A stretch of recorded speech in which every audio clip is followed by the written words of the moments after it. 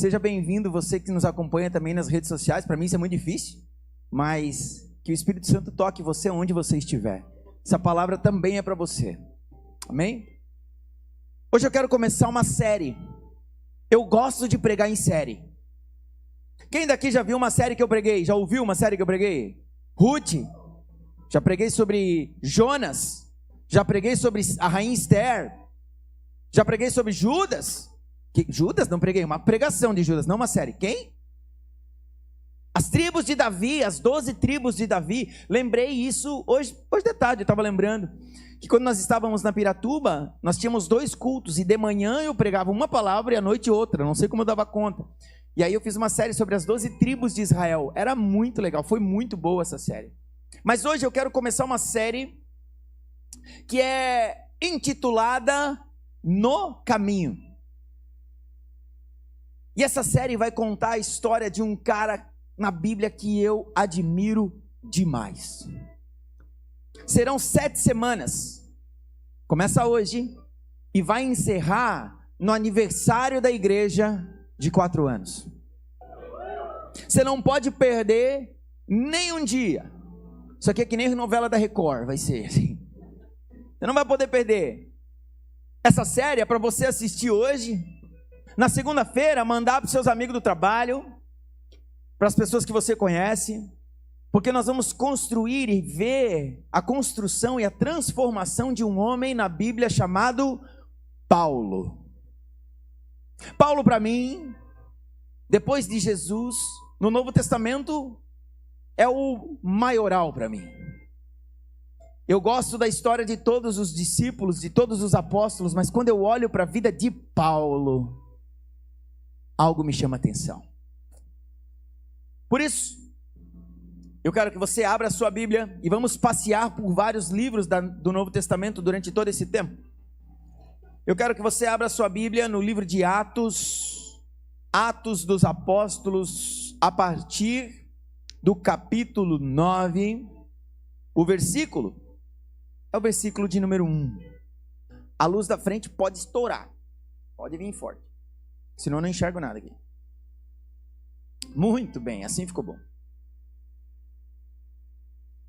Saulo, respirando ainda ameaças de morte contra os discípulos do Senhor, dirigiu-se ao sumo sacerdote e lhe pediu cartas para as sinagogas de Damasco, a fim de que, caso achasse alguns que eram do caminho, tanto homens como mulheres,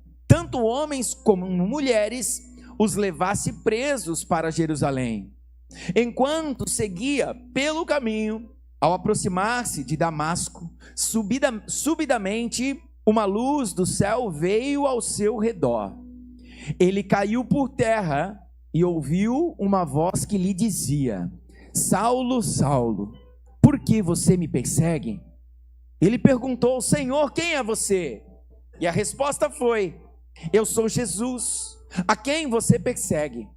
Mas levante-se e entre na cidade, onde lhe dirão o que você deve fazer.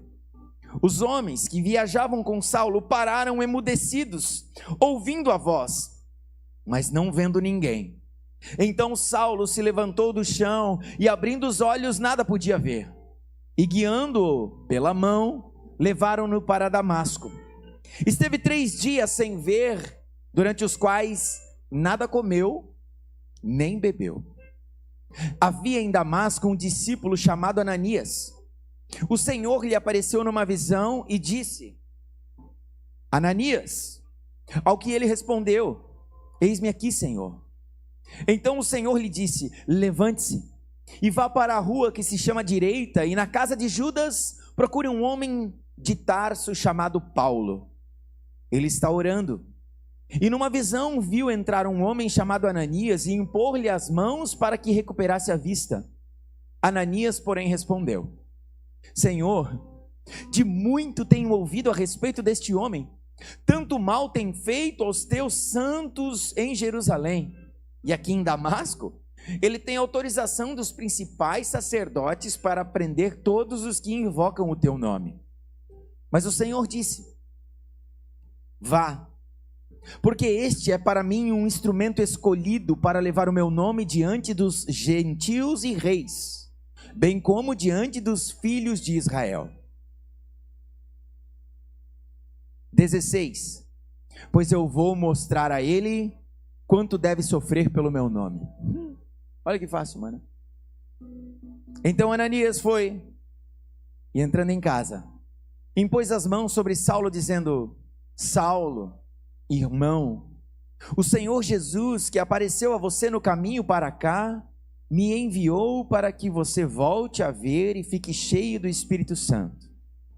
Imediatamente caíram dos olhos de Saulo umas coisas parecidas com escamas, e ele voltou a ver.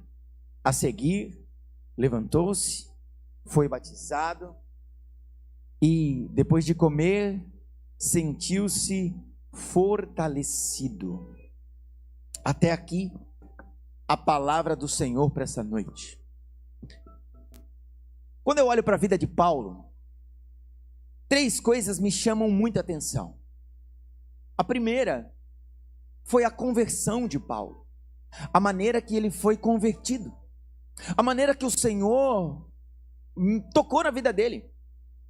A segunda coisa que me chama muita atenção é que quando eu olho para a vida de Paulo, tudo o que eu consigo enxergar é uma vida de renúncia. Uma vida onde ele passou renunciando a tudo. A terceira é que ele sofreu muito. A conversão, a renúncia e o sofrimento de Paulo. Mas hoje eu quero falar um pouquinho com vocês sobre essa introdução dessa série. E eu vou me ater a um tema: renúncia. Paulo teve que renunciar, e eu e você precisamos entender que estar no caminho, seguir a Jesus, é renunciar às nossas vontades. Estar no caminho é decidir abrir mão dos nossos desejos. Presta atenção, querido, eu sei que não é fácil renunciar. Não é fácil. Não é fácil abrir mão da minha vontade. Mas renunciar é a única forma que Deus tem para fazer com que eu e você possamos viver a vontade que é a dele. Eu queria começar essa palavra no dia de hoje com uma frase que eu sempre falo, eu já falei, não é minha, eu ouvi, mas eu repito e repito. Deus, ele não celebra conquistas. Deus celebra renúncia. Não é o quanto eu conquisto, é o quanto eu deixo de buscar por amor a Ele. É o quanto eu poderia conquistar, mas eu não quero, porque eu quero algo maior, que é a presença dEle na minha vida. Renunciar às minhas vontades é um grande desafio para quem é cristão, não é verdade? Mas é a única forma de continuarmos firmes na vontade, na presença e na obediência em Cristo. Lucas capítulo 9, versículo 23, vai me ensinar algo que o próprio Jesus fala. Se alguém quiser vir após mim, negue-se a si mesmo, toma a sua cruz e siga-me. O que a pessoa precisa fazer se alguém quiser ser um seguidor de Jesus? Eu quero seguir a Jesus, então a primeira coisa que eu preciso fazer é o quê? Negar a mim mesmo, negar a minha vontade, negar os meus desejos, negar os meus sonhos, negar aquilo tudo que está dentro de mim. Eu preciso deixar de lado, eu preciso abrir mão. Essa noite o Senhor vai falar com você. Espírito Santo, começa a tocar agora, Senhor, no coração que está fechado para essa palavra. Começa a abrir agora, Senhor, o coração daquele, Senhor, que está se fechando ao ouvir a palavra abrir mão, ao ouvir a palavra obedecer, ao ouvir a palavra renunciar. Espírito Santo, Nós te damos liberdade nessa hora sobre essa igreja. Quebra todo o coração petrificado agora em nome de Jesus. Porque renunciar é uma ordem de Jesus. Não é um pedido, é uma ordem. Você quer me seguir? Então renuncia. Abre mão. Só que você olha para mim e fala, mas pastor, eu já estou renunciando tanta coisa. Flamengo está jogando, eu podia estar lá assistindo, estou aqui no culto. Já estou renunciando. Querido, não é esse tipo de renúncia. Isso é tão pequeno. Isso é tão... Você precisa renunciar a si mesmo. Você precisa deixar as tuas vontades de lado para viver a vontade de Deus para a sua vida. Você precisa deixar os teus sonhos, muitas vezes, de lado para viver os sonhos de Deus para a sua vida.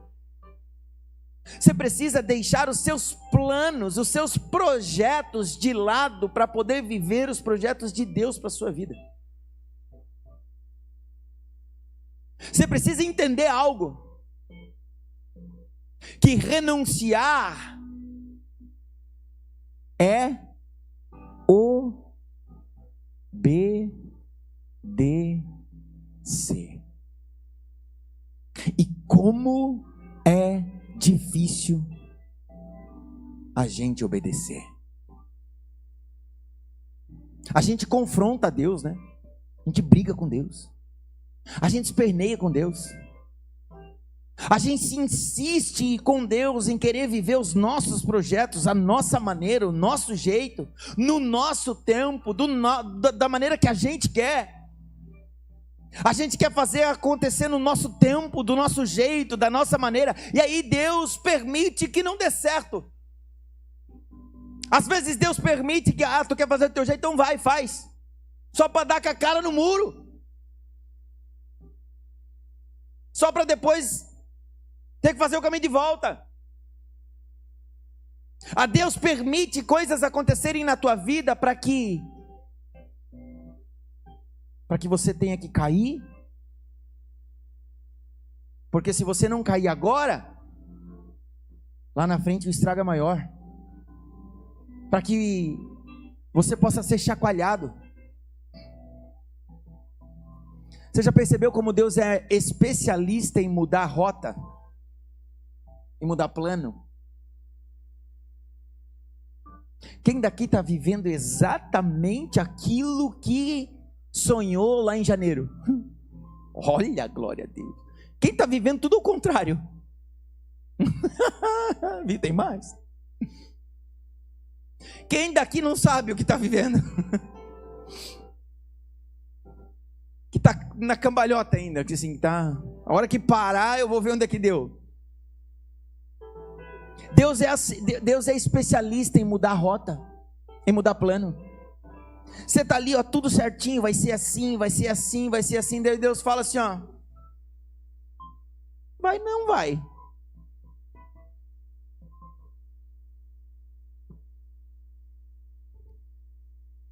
Eu tive que entender na minha vida que renunciar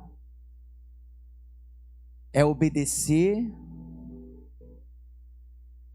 e aprender a caminhar e respeitar o processo que Deus tem na minha vida. E se teve um cara que teve que renunciar às coisas na Bíblia, esse cara foi Paulo. Porque Paulo era o cara. Paulo era o cara. Eu vou mostrar para você que Paulo era o cara. Paulo, deixa eu ver, aqui, Filipenses 3. Paulo era o cara. Filipenses 3, coloca lá.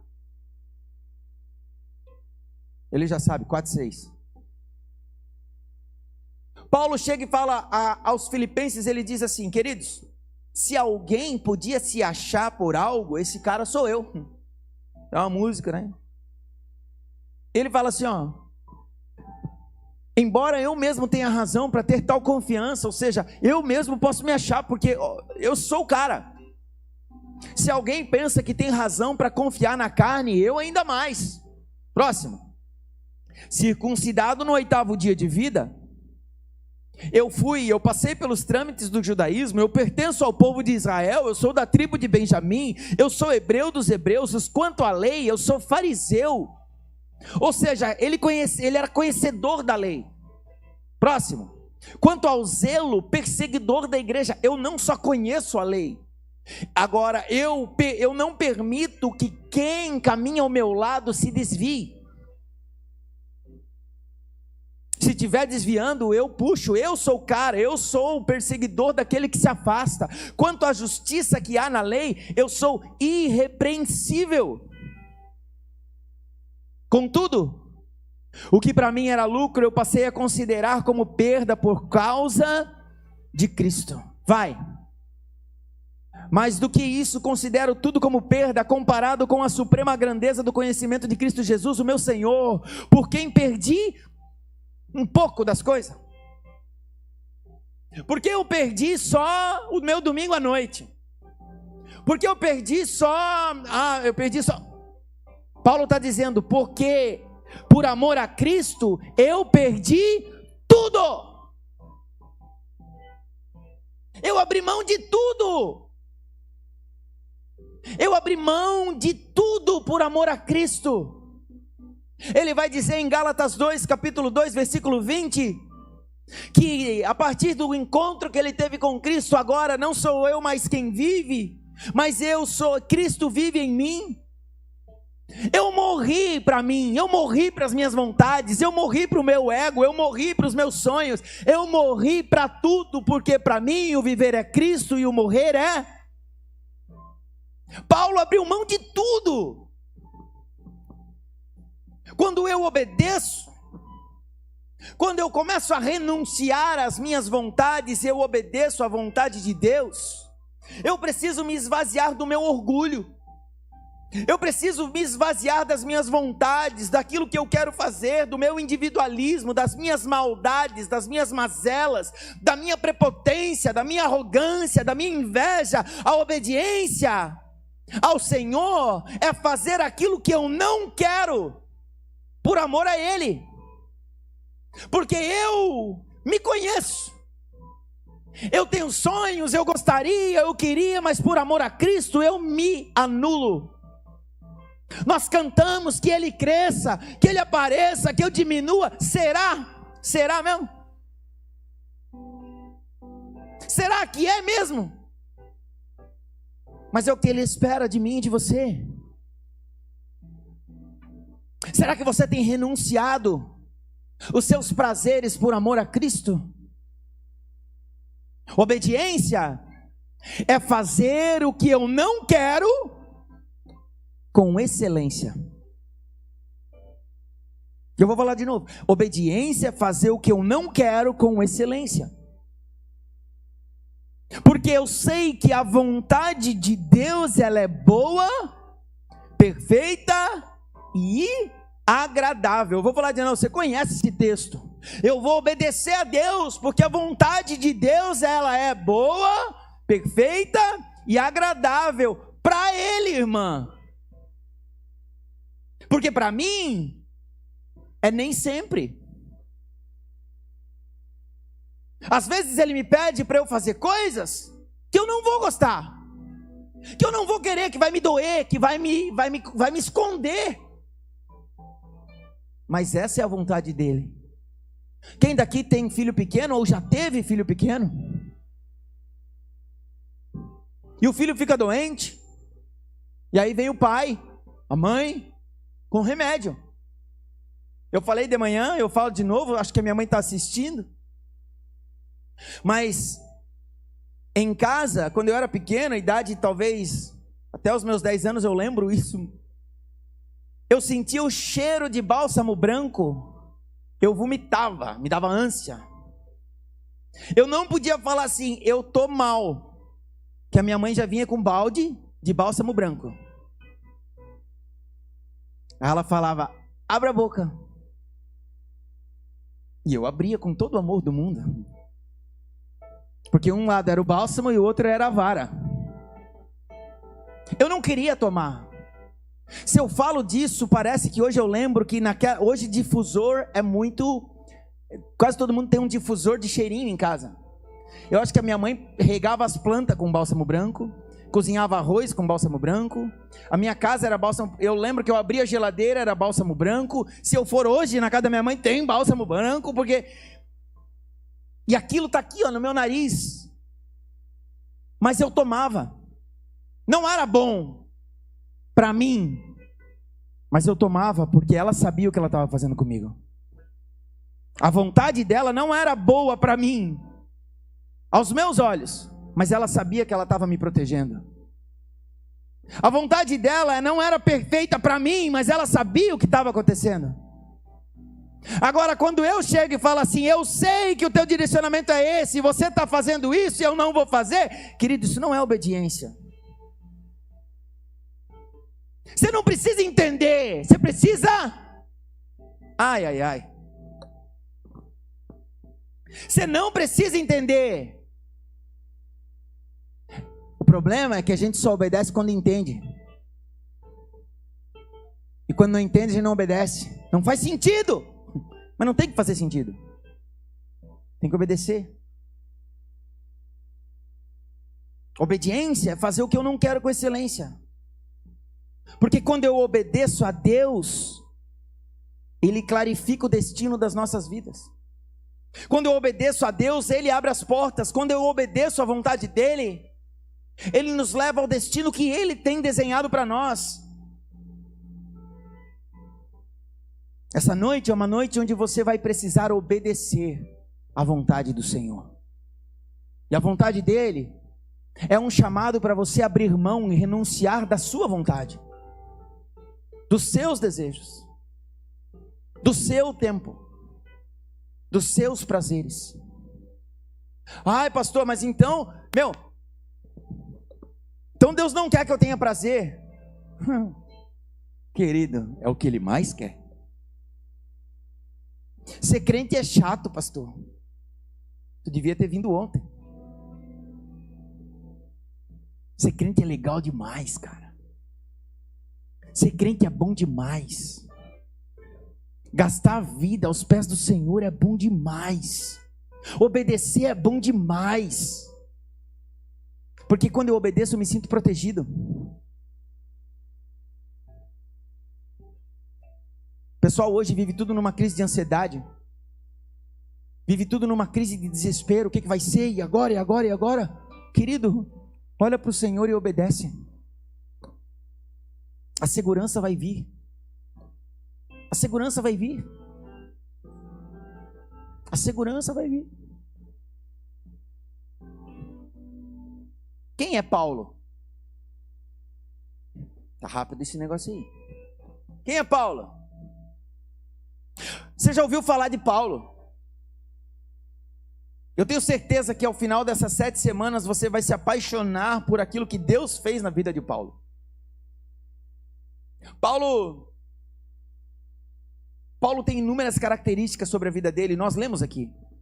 Paulo era o cara que andava tudo certinho segundo aos olhos dele. A Bíblia fala que o nome dele era Saulo. Mas por que Saulo? E por que Paulo? Eu vou te dizer. Porque quando ele tinha 2 nomes mesmo. E não foi Deus que mudou o nome dele. Ele tinha 2 nomes. Ele se chamava Saulo e ele também se chamava Paulo, porque no 8º dia, quando ele foi circuncidado na cultura hebreia. Os seus pais, muito provavelmente, eram judeus. Então lhe deram um nome de judeu, de hebreu, que é Saulo. Só que ele nasceu na cidade de Tarso. Tarso fica na Turquia. E aí os seus pais moravam em Tarso, na cidade de Tarso, longe de Jerusalém. Tarso era uma cidade que tinha a cultura romana, era uma província de Roma. Então ela era dominada pela cultura romana. O seu pai ou tinha muito dinheiro, que comprou a cidadania romana, Ou o seu pai lutou pelo exército romano em uma guerra, na qual o exército saiu vencedor, e ele, seu pai, teve o direito de ganhar a cidadania romana como um prêmio de guerra. Então Paulo foi batizado com o nome de Saulo pela sua cultura hebreia e de Paulo pela sua cidadania romana. Você entende? Está claro? E aí então ele tinha esse direito. Só que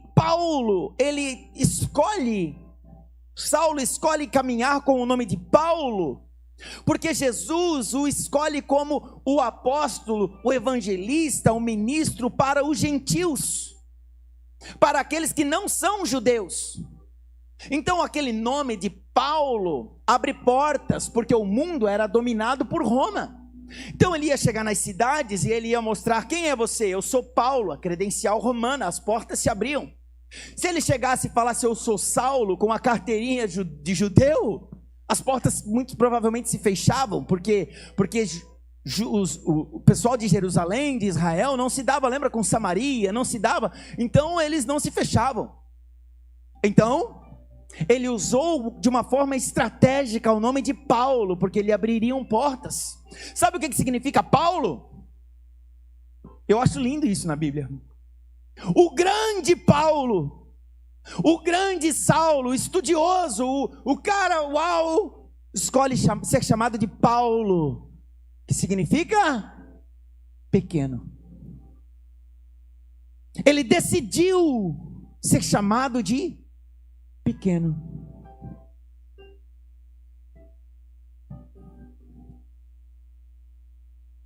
Quando nós olharmos eu quero que você imagine Paulo, a Bíblia diz que Paulo, ele era baixinho e careca.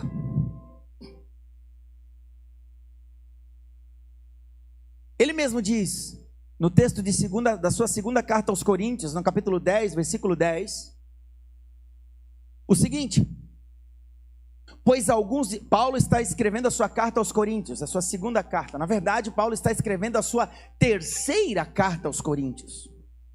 Mas a primeira não está na Bíblia. Você sabia disso? Nós conhecemos a 1 Coríntios, na verdade, é a segunda carta de Paulo. E 2 Coríntios, na verdade, é a terceira carta de Paulo. A primeira não está na Bíblia. Porque 1 Coríntios começa assim: e na carta que eu mandei antes, então já tinha uma antes, entendeu? Então, nessa aqui que eu já nem sei qual que é, 2 Coríntios 10:10, ele diz assim, ó: pessoal, alguns aí de Coríntios aí estão dizendo que as minhas cartas, as cartas dele, são duras, são fortes, são pesadas. As cartas que Paulo escrevia eram duríssimas. Paulo era duro na teologia. Paulo confrontava mesmo, não tinha meio termo com Paulo. Paulo ia lá e chunchava mesmo: se não é do meu jeito, então, ó. Lembra que ele fala assim, ó: eu tentei uma vez, tentei duas, tentei três, não deu, eu larguei para o demônio, para o Satanás, ele fala. Paulo fala assim, ó: se você corrigir o seu irmão uma vez, ele não resolveu, você chama mais um como testemunha, não resolveu, você chama o presbitério, não resolveu, você expõe para a igreja, não resolveu, vai embora. Esse é Paulo. Paulo era duro. Paulo fala às mulheres: ei, mulheres, vocês precisam ficar caladas. Paulo era duro. Só que olha o texto que ele diz: vocês estão falando aí que as minhas cartas são duras, fortes, mas pessoalmente não impressiona.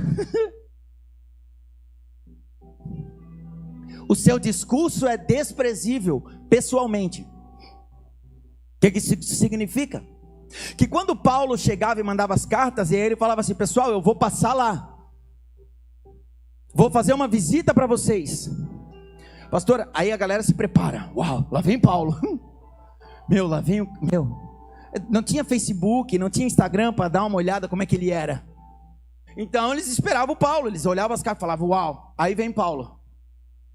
Quando chega Paulo, o povo olha: cadê Paulo? É isso aí. E enquanto ele estava lá, Olha que legal. Ele não se posicionava na dureza. Enquanto ele estava junto, ele estava de boa. Enquanto ele estava perto, ele não era duro. Enquanto ele estava perto, ele não puxava, ele não cobrava, ele era de boa. Ele era amável. Ele não expunha, não. Aí depois, na continuação daquele texto, não precisa pôr, ele vai dizer assim: se vocês estão falando que pessoalmente eu sou um fracasso aí para vocês, que eu sou fraco, se vocês quiserem, eu posso ser igual eu fui nas cartas, é só vocês querer. E aí o que eu aprendo com Paulo, como sendo pastor? Que eu tenho que ser querido, amável. Que quando eu estou aqui, estou pulando, estou brincando. E muitos já falaram: é um gurizão, é um moleque, sabe nada. Então tudo bem. Mas se vocês querem que eu puxe, eu vou puxar. Se vocês querem que eu aperte, eu vou apertar. Eu só não preciso. Porque eu espero que vocês façam isso sem com que eu tenha que me posicionar. Eu espero que vocês obedeçam sem com que eu tenha que falar. Eu espero que vocês entendam a voz do seu pastor, da sua pastora, sem eu precisar dizer: eu sou o seu pastor, eu sou... Porque Paulo não queria isso. Você está entendendo o que Paulo está dizendo aqui? Paulo não precisou defender o sacerdócio dele. Eu também, como pastor dessa igreja, não preciso defender o meu sacerdócio. Eu só preciso saber o que eu carrego.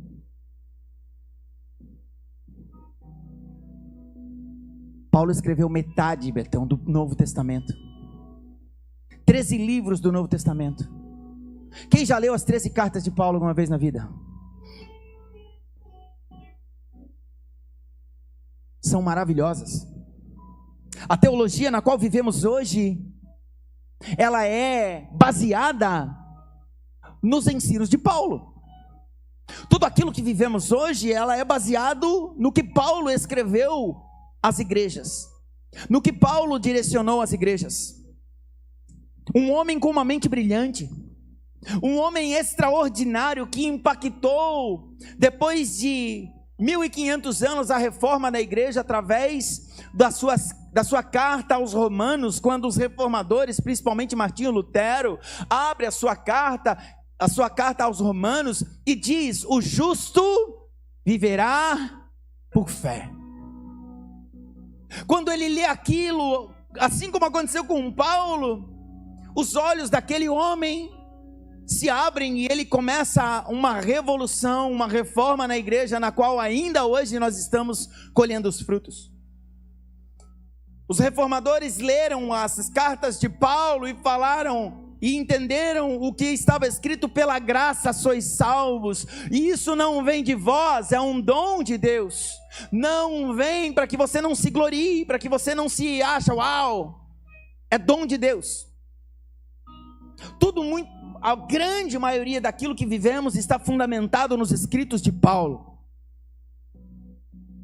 E ele vai pregar para ensinar a mim e a você que nós não estamos mais debaixo do jugo da lei, mas nós vivemos sobre um tempo da graça.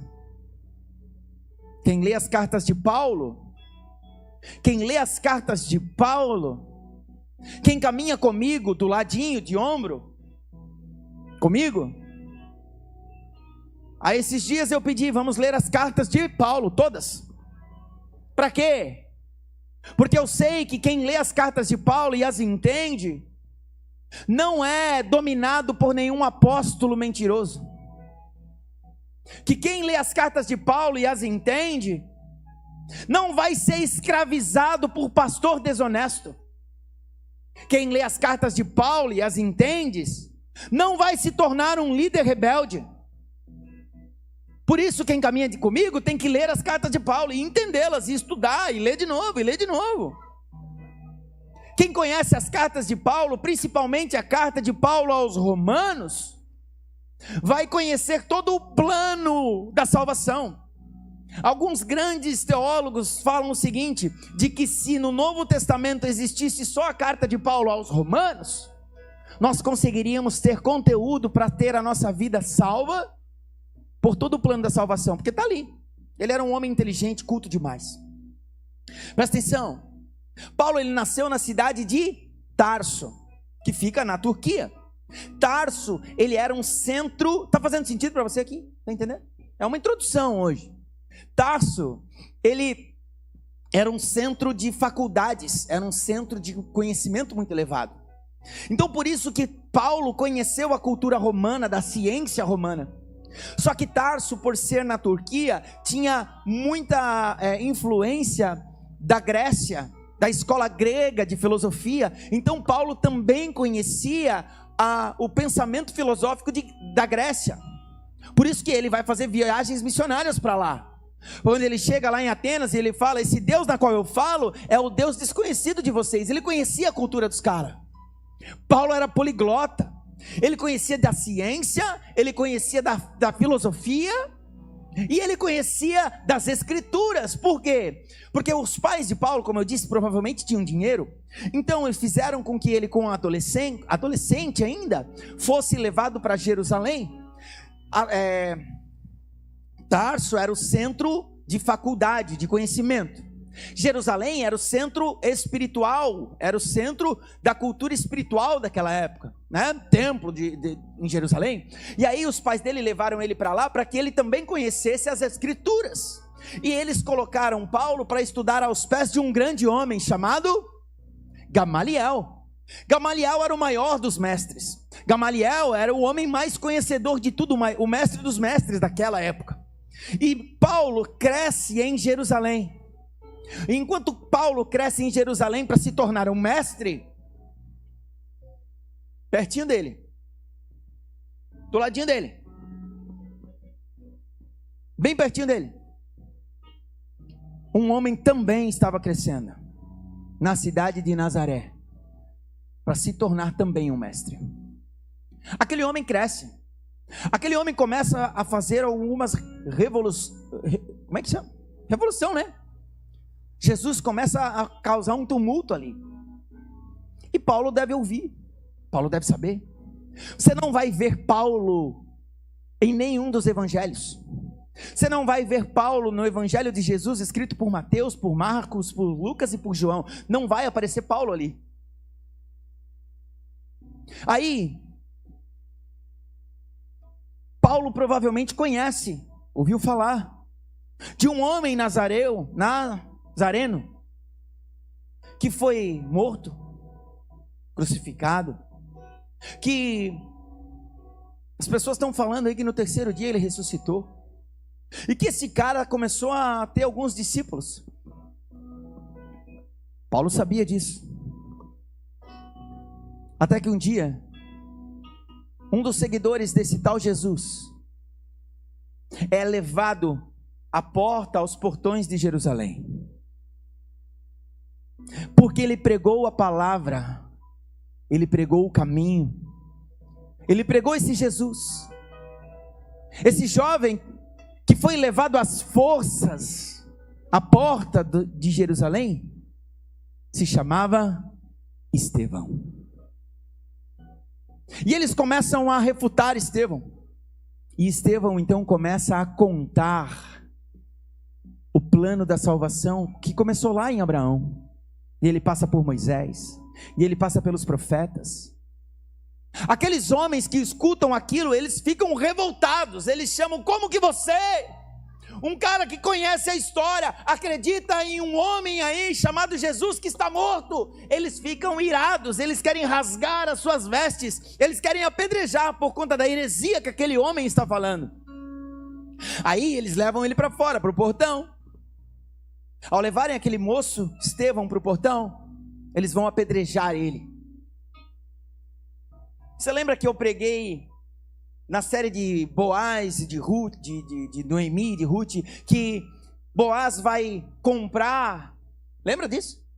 E ele vai até o portão para selar um acordo, lembra disso? E para o acordo ser selado, eles tinham que virar a sandália. Botar sandália virada no portão? Era uma forma de assinar um contrato. Com Jesus também tinha isso. Essa cena também mostra isso. Porque eles tinham que fazer um acordo de que vamos matar esse cara. A pedrada. E como que nós vamos matar? Quem vai matar? Para assinar o termo de consentimento, eles pegavam as suas capas, tiravam as suas capas e colocavam aos pés de um testemunha. A Bíblia diz que ao apedrejar Estevão, tiraram as suas capas e colocaram as suas capas aos pés de um jovem chamado Saulo. Aí Saulo entra na história. Saulo consentiu com a morte de Estevão. Saulo estava ali olhando para aquele mártir, o primeiro mártir do cristianismo, e a Bíblia diz que os seus acusadores, ao olharem para ele, viram o rosto de Estevão como um anjo, como o rosto de um anjo. Estevão, ao levar as pedradas, gente, morrer apedrejado, Estevão olha para os céus e fala: Senhor, perdoa eles, perdoa esses que estão me matando. Eu renuncio à justiça, eu renuncio à minha vida. Pode jogar pedra, porque eu sei para onde eu vou. E aí ele morre. Paulo fica irado. A palavra aqui diz em Atos capítulo 9 versículo 1, Saulo respirando ainda ameaça. Sabe o que isso significa? Respirar ameaça é como uma fera, como uma besta fera atrás da sua presa. Paulo, ele não sabia, mas aquela cena, aquele consentimento mudaria a sua vida. Ele foi tomado por um ódio, ele foi tomado por uma raiva, e agora eu preciso matar todos esses que se dizem cristãos. Ele vai, por ser do Sinédrio, ele vai então até o sumo sacerdote, e aí, depois que Estevão morre, os cristãos ficam com medo, e eles se espalham. E Paulo sabe que a grande maioria dos cristãos, ou alguns cristãos, saem fugidos para a cidade de Damasco, 200 quilômetros de Jerusalém. Aí Paulo vai até lá, chega para o sumo sacerdote e fala assim: ei, eu quero cartas, eu quero autorização para poder entrar na sinagoga de Damasco, e se tiver crente lá eu quero arrancar, se tiver mulher lá eu vou arrancar. A Bíblia diz que Paulo entrava nas casas, pegava as mulheres pelo cabelo, jogava para fora, pegava os homens, jogava para fora, levava até Jerusalém como prisioneiros e eliminava eles. O que é eliminar, querido? É aqui, ó, matava eles. Paulo era um assassino, era um sanguinário. Paulo matava os cristãos. Aí ele recebe a carta do sumo sacerdote e ele vai. Paulo pega alguns dos seus discípulos, porque ele já era um mestre, lembra disso? Então ele tinha discípulos, ele tinha ele tinha talmidins que o seguiam. E aí então, e muito provavelmente soldados também, que o faziam a guarda. Paulo pegou os soldados do templo de Jerusalém, porque era uma viagem. Então ele pega alguns soldados e vai, com um esquadrão. E quando a Bíblia me diz que quando ele está próximo da cidade de Damasco,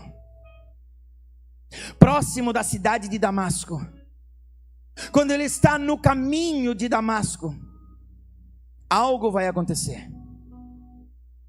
Uma luz mais forte do que o sol lhe aparece ao meio-dia. Aquela luz faz com que ele seja jogado no chão.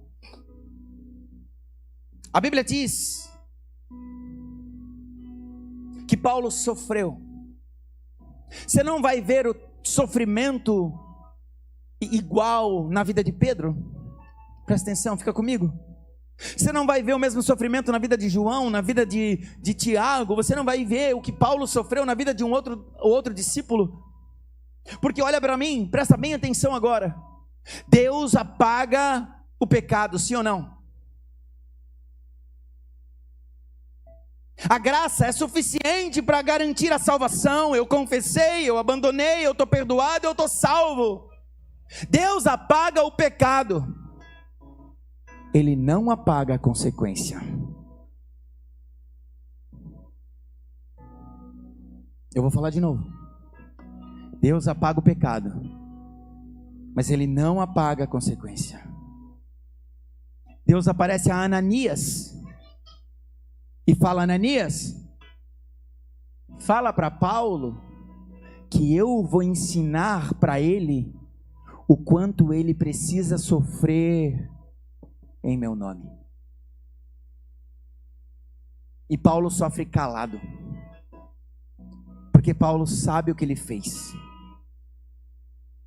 Você está reclamando, querido?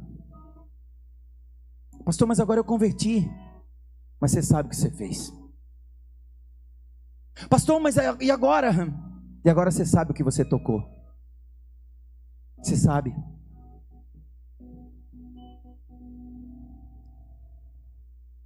Segunda de Coríntios 11. Vai lá.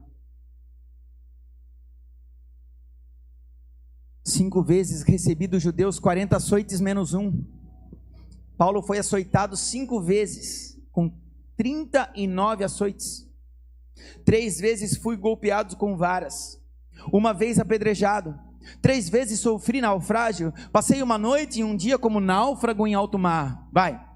Estive continuamente viajando de uma parte a outra, enfrentando perigos nos rios, perigos dos assaltantes, perigos entre os meus compatriotas, perigo entre os gentios, perigo na cidade, perigo no deserto, perigo no mar, perigo entre falsos irmãos. Vai, trabalhei arduamente, muitas vezes fiquei sem dormir, passei fome, passei sede, muitas vezes fiquei em jejum, suportei frio, suportei nudez, e eu não reclamo, porque eu sei de onde Deus me tirou.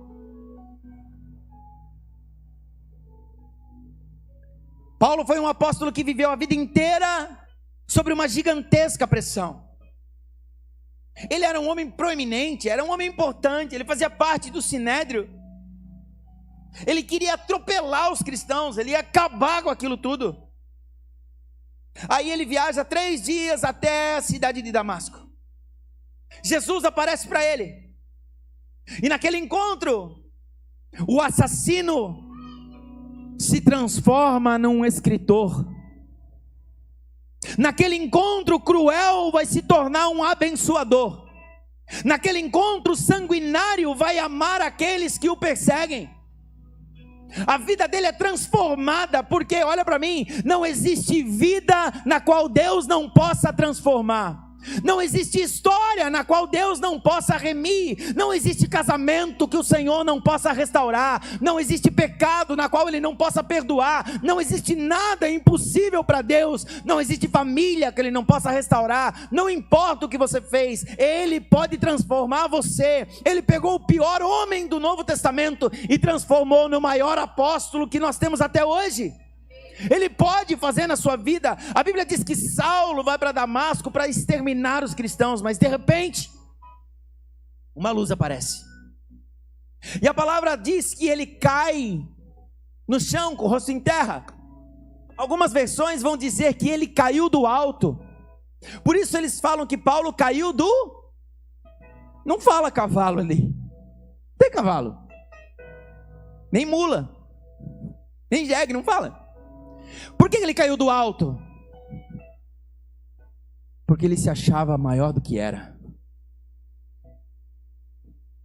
Ele teve que cair do orgulho, da arrogância, da prepotência. Eu, Paulo, o maior entre todos.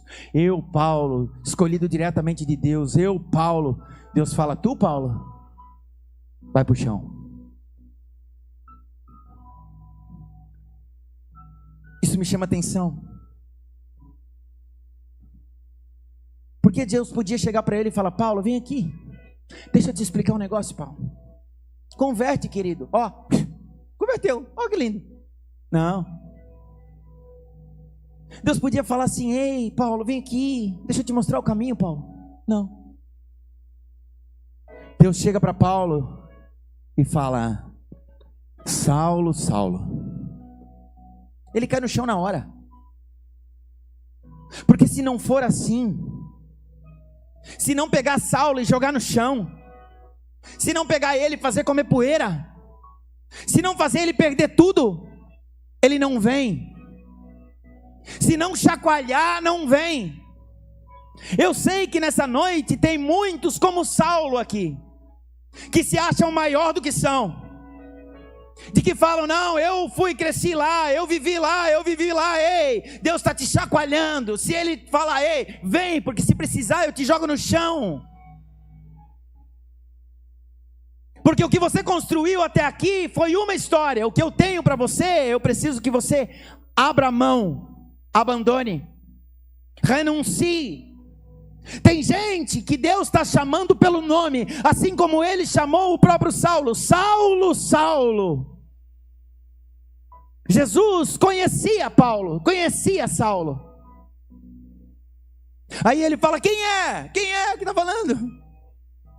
E ele fala, sou eu, Jesus, aquele na qual tu tens perseguido. Saulo, Saulo, Saulo, por que tu me persegues, Saulo? Ele olha e fala, quem é?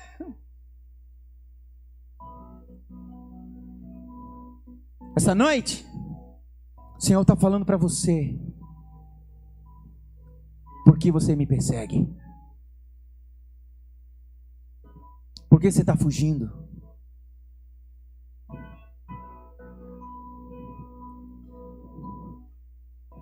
Mas eu não persigo não.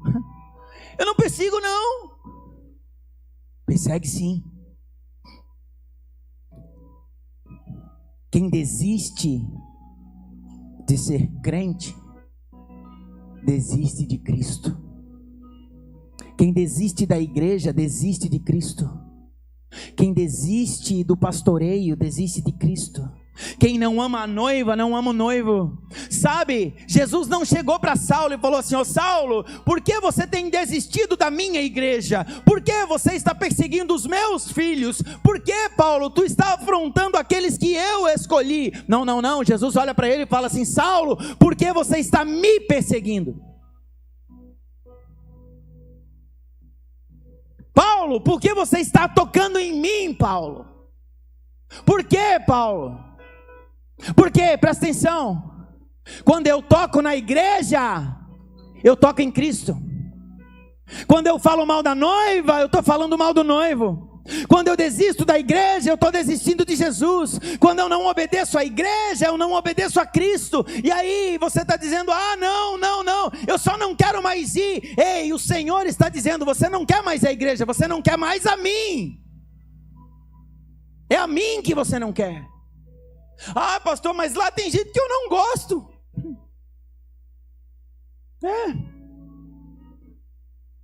O dia que você achar uma igreja que tem gente que tu gosta, pode ter certeza que aquele lugar vai se tornar ruim, porque é você que chegou lá. Não existe lugar perfeito.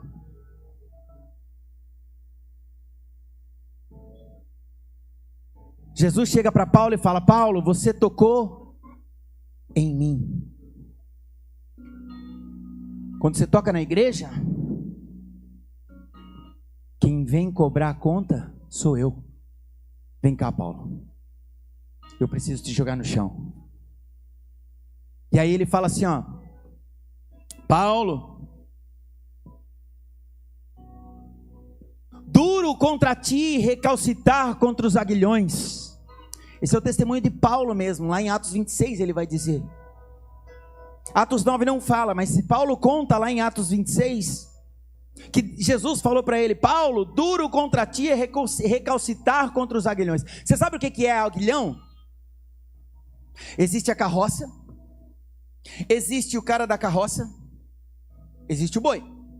E aí o boi não quer ir, ele pega um aguilhão e ele espeta a bunda do boi. Ai, boi! Para quê? Para que ele espeta a bunda do boi? Fala para mim. Você está dormindo, filho? Para quê? Para o boi andar. Vai, boi. É bom que o boi ande? É. Aí ele está dizendo assim, Paulo, você está recalcitando contra esse aguilhão. Sabe o que isso significa? Você está dando coice nessa ponta. Paulo, eu tenho um projeto para você, Paulo, e você está dando coice. E sabe o que acontece quando dá coice? Você se machuca, Paulo, mais do que deveria.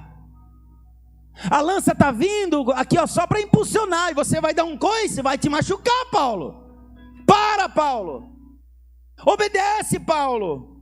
Para de ficar dando soco em ponta de faca. Para de ficar querendo bater em quem veio te corrigir, Paulo. Para em querer falar mal. Para, Paulo. Para com essa brabeza, para com essa raiva, Paulo. Para com essa fúria desenfreada, Paulo. Para. Presta atenção.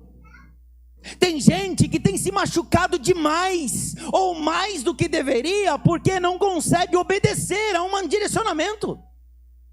Tem gente que não consegue ser submisso e tem dado coice naquilo que já era para estar vivendo, ó. Não consegue renunciar, não consegue abrir mão da ganância, da soberba, do orgulho, não começa a dar coice. Dá coice contra aguilhões, fica dando coice na liderança, fica dando coice no pastor, fica dando coice, e a dor vai ser maior do que precisa. Essa noite é a noite onde o Senhor está falando para você: ei, para de dar coice, obedece. Chegou a hora de você abrir mão da sua vontade. Chegou a hora de você abrir mão da sua altivez, dos seus prazeres, para viver aquilo que Deus planejou para você. Paulo foi pego por Jesus, e nessa noite o Senhor quer pegar você. Essa noite o Senhor trouxe você aqui para chacoalhar você. Tem gente que, assim como Paulo no caminho de Damasco, está achando que, não, está tudo bem, eu estou indo, o Senhor já pegou, já jogou no chão, e aí está cego e acha que está tudo bem. Nessa noite o Senhor vai tirar as escamas dos seus olhos. Paulo ficou 3 dias com os olhos cegos. Aí, já estou acabando, o pessoal pode vir?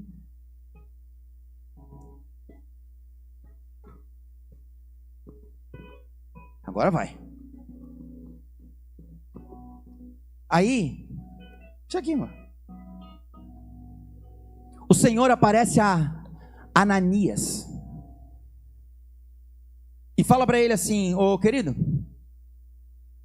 tem um homem de Tarso chamado Saulo que está na casa de Judas. Judas não é aquele Judas. Aquele Judas já tinha ido. É outro Judas. E ele fala assim, na casa de Judas. Aí Ananias olha e fala: ô Senhor, eu tenho ouvido falar desse Saulo aí, ele quer me matar. Ô Senhor, é para ir lá mesmo? Vai lá e fala para ele que ele vai sofrer em meu nome. Ei, é como se fosse assim, para um judeu chegar assim e Deus falar para ele: ô querido, vai ali na casa de Hitler e fala para Hitler que eu tenho algo para a vida dele. Ananias olhou para ouviu a voz do Senhor e fala assim: eu vou lá? Vou nada, não vou.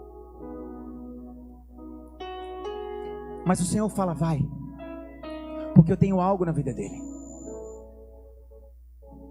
Ele me é útil. Eu tenho algo na vida dele. Presta atenção que agora vai ficar bom. Ananias poderia ter chegado na casa de onde estava Paulo. Poderia ter entrado no quarto e ter falado assim: Saulo, seu sanguinário, Saulo, seu assassino, Saulo, seu perseguidor, se converta, seu assassino, se converta, seu perseguidor, se converta, seu sanguinário. Sabe o que Ananias faz? Saulo queria matar Ananias. Ele entra no quarto de Paulo, chega perto de Paulo e fala: Saulo, irmão. Eu amo a Bíblia. Um detalhe: Ananias entrou no quarto e falou assim: irmão Paulo. Está na Bíblia, está ali. Pode abrir lá Atos 9. Ele vai dizer: irmão, o Senhor Jesus lhe apareceu a você no caminho para cá. Você já imaginou chamar de irmão quem quer te matar? Você teria coragem? Você abriria mão da sua certeza? Você chamaria de irmão aquele que quer te caluniar? Você chamaria de irmão aquele que quer te trair? Aquele que te machucou? Você oraria por alguém na qual te feriu? Paulo fez isso, Ananias fez isso. Deus, ele pegou um boi brabo, jogou no chão, porque ele pega homens orgulhosos como a mim e a você e joga no chão, para que nós sejamos destruídos, o nosso orgulho seja disseminado, acabe com o nosso orgulho, com a nossa arrogância. Nós precisamos olhar para Paulo e aprender que para nós nada da nossa vontade é válida, que nós não podemos ser orgulhosos, nós precisamos obedecer, nós precisamos abrir a nossa voz e falar: Senhor, perdoa-nos. A Bíblia é clara quando ela diz: o orgulho precede a queda. Tem pessoas que conhecem a palavra, mas não se curvam. Essa noite, chegou a noite de você se prostrar diante do Senhor. Paulo, ele ficou 30 anos da sua vida construindo algo, e ele renuncia por conta de um encontro.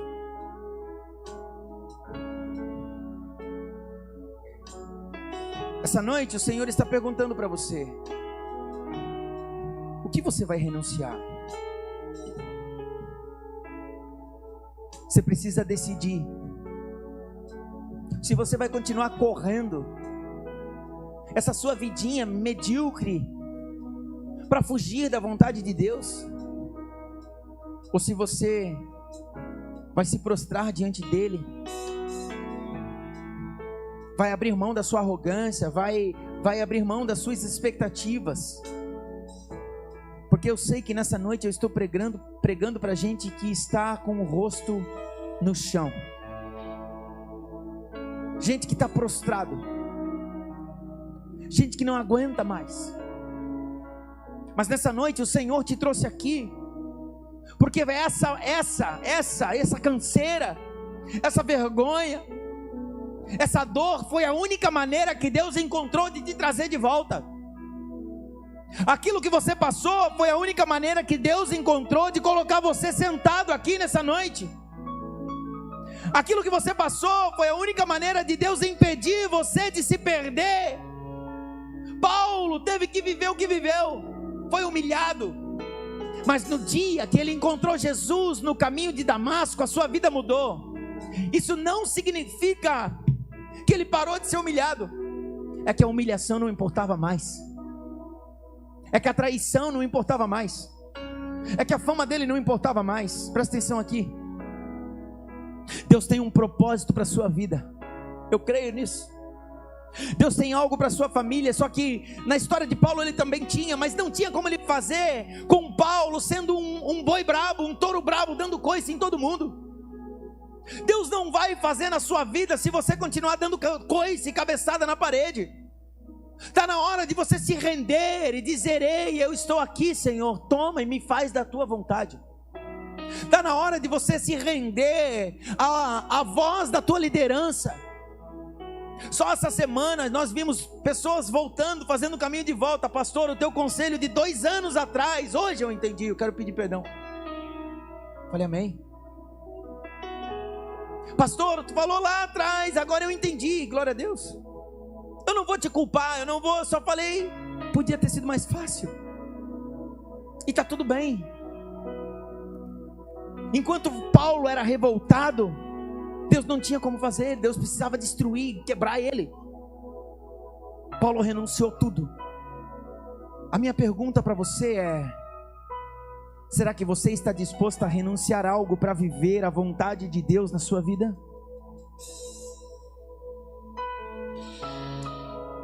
Você está disposto a renunciar esse seu namoro indecente aí? Você está disposto a renunciar ao seu vício de celular, sim ou não? Você está disposto a renunciar a esse adultério? essa pornografia?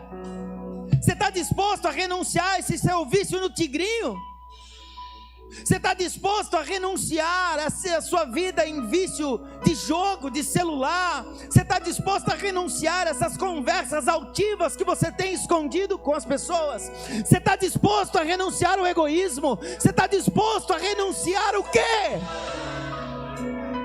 Chega!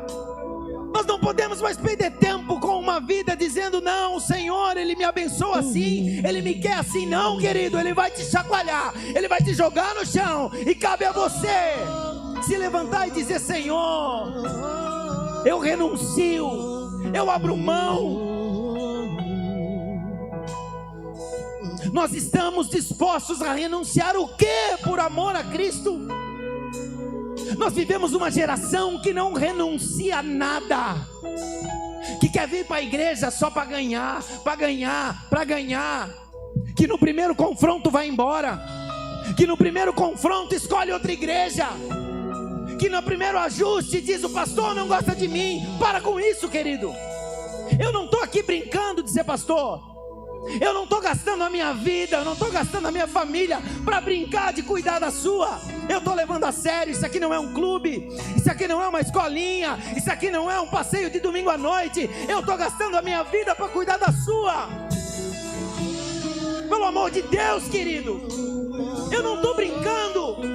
O céu é de verdade, mas o inferno também é. E se você não mudar de vida, você vai para lá. Chega! Nós vivemos uma geração que não sabe obedecer uma autoridade, uma liderança, que não renuncia uma decisão pessoal. Quantas pessoas aqui dentro estão trocando Jesus por dinheiro? Estão trocando Jesus por oportunidades, por negócios errados? Quantos? Ser cristão não é celebrar a conquista, é celebrar a renúncia. O que é que está errado na sua vida, meu amado?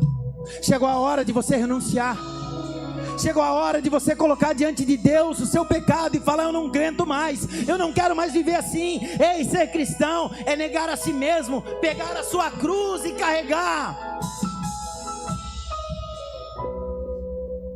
Eu sei que essa palavra é uma palavra pesada. Não é fácil pregar uma palavra dessa, porque ela não traz conforto, ela traz confronto. E eu falo com muito temor no Senhor. Eu falo porque eu olho para você e eu sei para onde você está indo. Para! Só que muitas vezes eu não falo, porque se eu falar, você vai embora. Porque se eu falar, você se revolta e sai como um revoltado, como um boi bravo dando coice. Então eu fico quieto, mas Deus tem me cobrado. Chegou o tempo em que eu não posso mais compactuar com rebeldia. Eu não posso mais compactuar com egoísmo, com altivez. Eu não posso mais. E a minha oração tem sido: Senhor, tira de mim o orgulho, o egoísmo, o egocentrismo, a minha vontade. Eu não quero viver a minha vontade. Eu não sou perfeito, de todos aqui, ó, o maior pecador sou eu. Mas eu tenho uma responsabilidade. Eu sei o que eu carrego. Eu sei o papel de sacerdote que eu tenho. E você? O que você vai abrir mão por amor a Cristo? O que é que você vai abrir mão por amor a Cristo? O que é que você tem segurado e está na hora de você soltar? Quem sabe você está segurando demais e Deus quer aliviar a tua carga, mas você não quer soltar, querido. Não espere Cristo te jogar no chão para que você entenda. Jesus me jogou no chão um dia. Eu tinha tudo e eu perdi tudo.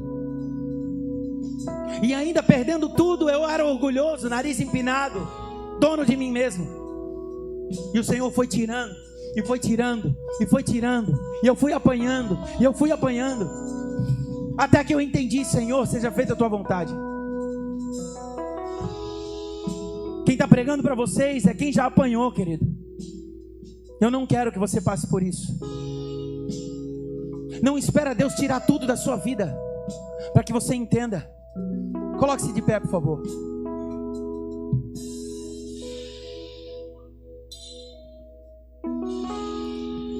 Este lugar,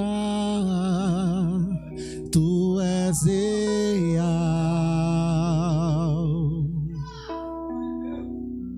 Sim, Jesus. Vou me entregar totalmente. Essa música pode ser uma música só ou pode ser uma oração para você. Você que escolhe. O teu toque abriu os olhos do meu coração. Eu posso enxergar e entender. Se eu me humilhar diante do teu altar e sacrificar aquilo que me custar, tu inclinarás os teus ouvidos ao meu clamor. Aqueles que estão no curso Homens no Caminho conhecem essa música. Mas vale um dia no centro do teu querer, que toda a vida sem jamais te conhecer. Tu és minha fonte, minha colheita, minha herança. Eu queria que você fechasse seus olhos aonde você está. Eu sei que essa palavra é uma palavra dura, querido, que é uma palavra de confronto. Domingo que vem vai ser maravilhoso. Isso é uma palavra de vitória. Mas hoje nós precisamos dar uma chacoalhada. Comece a falar para Jesus aí onde você está. Aquilo que você precisa abrir mão nessa semana. Comece a falar ao Senhor, comece a pedir a Ele que você possa entregar algo a mais essa semana. O Senhor já falou contigo, eu sei que Ele já falou. Você tem pedido há tempo, você tem orado há tempo, eu sei que Ele já falou, você só está com medo. Ei, nessa noite o Senhor está derramando sobre nós uma unção de arrependimento, uma unção de coragem. Ei, você vai buscar o Senhor e todas as outras coisas vos serão acrescentadas. Filho, não tenha medo de entregar, não tenha medo de se posicionar, não tenha medo de obedecer, não tenha medo de buscar ao Senhor como primeiro na sua vida, porque Ele vai recompensar, Ele vai recompensar, Ele vai recompensar. Então, chegou a hora, querido, de você abrir mão das suas vontades, dos seus prazeres, do seu vício, do seu orgulho, do seu pecado. Chegou a hora de você colocar isso diante do Senhor. Chegou a hora de você rasgar o seu coração. Espírito Santo de Deus, nessa hora eu quero, como pastor, como sacerdote dessa casa, dar uma palavra ao mundo espiritual. Nada vai impedir os teus filhos de se renderem diante da tua presença. Nós declaramos agora, Senhor, como pastores dessa casa, que está quebrada toda a cadeia no mundo espiritual que tem prendido os teus filhos. Que toda corrente caia por terra agora em nome de Jesus. Que todo muro caia por terra agora em nome de Jesus. Que todo egoísmo, que toda altivez caia por terra agora em nome de Jesus. Ninguém, nenhum demônio, nenhuma potestade vai impedir os teus filhos de rasgarem o coração diante do teu altar. Nada vai impedir, nada vai impedir. Chegou a hora, meu amado. Chegou a hora de você entregar, Senhor. Sim. Sim. Querido, até quando você vai lutar? Até quando você vai segurar? Se você entendeu essa palavra, se você entendeu essa palavra, se você quer entregar, o altar está aberto. Os pastores estão aqui, ó. Pastores, venham. Vem entregar. Vem colocar diante do Senhor. Sai do teu lugar. Sai do teu lugar. Vem rasgar o teu coração aqui, querido. A minha fonte é o teu. Olha ali. Tem gente vindo. Tem gente vindo. Tem gente vindo. Tem gente vindo, meu Deus. Tem gente vindo, meu Deus. Minha herança é o teu. Vem, vem, vem, vem, vem, vem, Seu vem, vem. me humilhar. Vem recomeçar. Vem recomeçar. Vem recomeçar. E sacrificar aquilo que me custa. Vem entregar. Tu inclinarás Vem entregar, os querido. teus ouvidos. Com a pastora Fran, juntos lideramos essa maravilhosa igreja, a NCJ Church. É uma alegria ter você conosco, junto aos nossos cultos ao vivo. Nós sabemos que a palavra de Deus, ela te alcança, não importa onde você esteja. Mas queremos te fazer um convite especial. Venha viver essa experiência de perto. Sinta a presença de Deus no meio do seu povo e venha caminhar com pessoas que vivem o mesmo propósito. Nossos cultos presenciais acontecem no domingo, às 9h30 e às 19 horas. No próximo domingo, nós queremos acolher você e a sua família aqui na NCJ. Vem receber um abraço carinhoso com o amor de Cristo Jesus sobre você. Vem para Jesus, vem para NCJ.